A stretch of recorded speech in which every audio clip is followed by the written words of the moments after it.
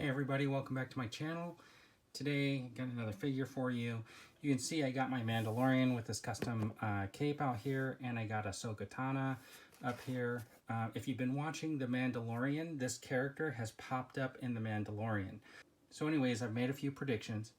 One of them was when Walmart released this summer this Loyalist Mandalorian. I pre-ordered it, and I didn't think much about it. But in the episode of The Mandalorian where we saw Bo-Katan and Axe, and I started thinking like, wow, you know what? This guy in this armor looks a lot like Axe could have. So I was speculating that we were going to shortly be getting his figure.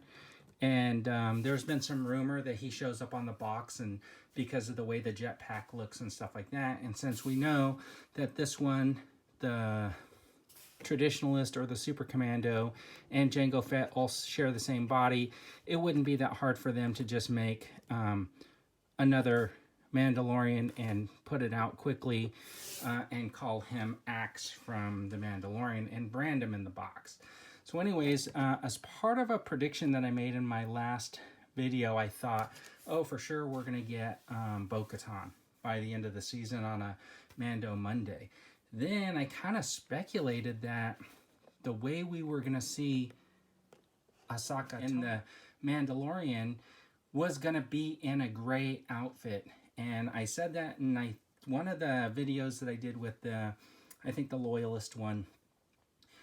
And just because this figure was coming out and I knew she was wearing gray, so I thought, oh, for sure, we're going to see that character in a gray outfit. And I speculated that this is exactly how we were going to see the character. Of course, that did not turn out to be the case. But anyways, I have it here. Let's open it up. Let's take a closer look at the figure. First, let's just look at it in the box for a second. It's got that nice box art right here. And it's got the box art on the back with, of course, the little blurb about Ahsoka there. And it's a nice box. I do like the boxes. I do wish they were just rectangular because I just think that's a waste of space in there. Anyway, let's open this up and take a closer look. Okay, right off the bat, I took the figure out of the box, and I'm pretty impressed with how easily I just kind of stood it up and it stood there. Of course, I can't recreate that. It was actually just really cool. I do like the face sculpt and some of the changes they did on it. I think they look really, really good.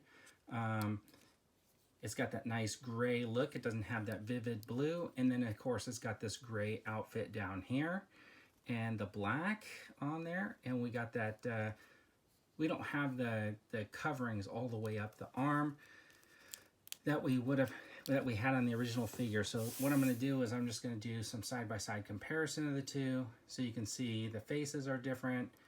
The little horn pieces are like painted differently, and the outfits, of course, are different. They have very similar looks to them down here with the skirt piece, but it is not the same. It looks actually very, very different. So it's actually really worthwhile. I did a video a while back where I talked about the Clone Wars release, and it was very similar to this one. And I talked about why I wasn't going to get it. There just wasn't enough changes between this one and the other release.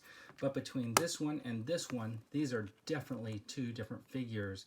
And I really feel like because this is in the gray outfit, it looks pretty spectacular. And really, I think, I know the box said Clone Wars, but I think it's going to go really well with the Mandalorian setup that I have, because with the gray, I think it really fits in with the Mandalorian and those figures, with sort of the stand-in for the television version until, of course, we get that.